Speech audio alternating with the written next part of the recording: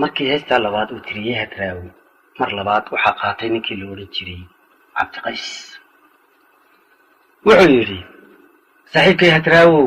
in kastay sideedaba safar tahay adduunyadu lagu sugayo dhimashada saaka waa ku noolahay idinkuna sidoo kale sama inaad ku waartaan saatir baan baryayna sargooyay andhaafe murtidii aad socdee sidii qabax u bixisiyo helay sadarradaado saxay oo gudoomay waan kula socdaa garo ana subaxan dheeray awrkeeni sulubaan surada iyo loolkiyo soo saari dhigahe qaboyu ku seegini sargooyay andhaafe sasabada dhallaankee sulcayn iyo dhigdheer leh markaan qaydka sidaniyo sebelayna bari jiray marfun baasalkeedii mise siriga uun baa lagu seexin jiray waa hase kuba su'aalay waxay saxarli tiri iyo warkuun baan ku siiyey hadban seefta qaatay kugu gooyay seedaha intaa nabarku kugu siqin ayaan kaa samrinayay manaa toobad seeg iyo saddex caashaq kugu yidhi hadmaan saan ka weyniyo sheekada u xidhay saab sargooyaan dhaafe waxay saxarli kugu tiri hayla simin sac kugu nacay samsam iyo bullaale muddadan ku sugayiyo samirkaa badnaado waqtigayla siibto ina kala sarseeree waan kula socdaa garo saaxiibow haddaad tidhi seedgeel mahilid baa hadda saanta kabahana rag baa sebena quutee waa su'aal jawaab leh sanadkaas miyaad garan suubanow haddaad tidhi saka arima xoolaa ogoobay sabool maran soofna way u noqotaa waa jawaab su'aal leh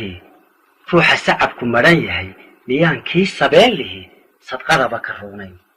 samaalow haddaad tidhi sakaraad mahees baa ogow sawdka dhaantada iyo salowga taahaba codkeennaa sameeyo midba saacad weeye miyay kuu sinaadeen sargooyay andhaafe waxaan sugayay sheekada inaad sare u qaaddo suhdintii hawaasiyo iimayla socotee subuluhuna waa maxay suulkaaba gaadhee waan kula socdaa garo midna sadarka weeyiyo sararaha warkaygee suuban waa nin naagtii sidan hubana caashaqu wuu kugu samaysmo kaasal guuri maaye waxba soorta haw nicin sakaraadna haw noqon haddaad sabirka diidana suubaala iyo hadal saaka kuma helaysidee sida qurad ku dhaxashaa ama ay ku sugan tahay waa adoo u siiqmo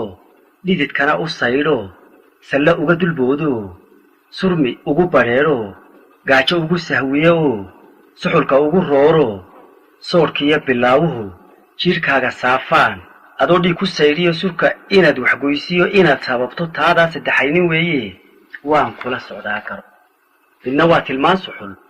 oo sahan ku sheegay ninka qabaa siduu yahay suuraddu u dhigan yahay balan kuu sifeeye waa mid sarara weyno seediisu buuxdo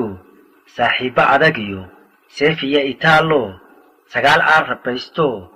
sarsarkiisa aadmiga uga gooyay surinkee sidaas weeye xaaje ma ku saabilaysa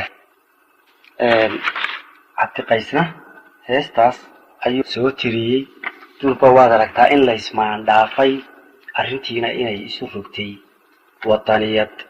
iyo wixii la oran jiray Soomaali weyn iyo dantii laga lahaa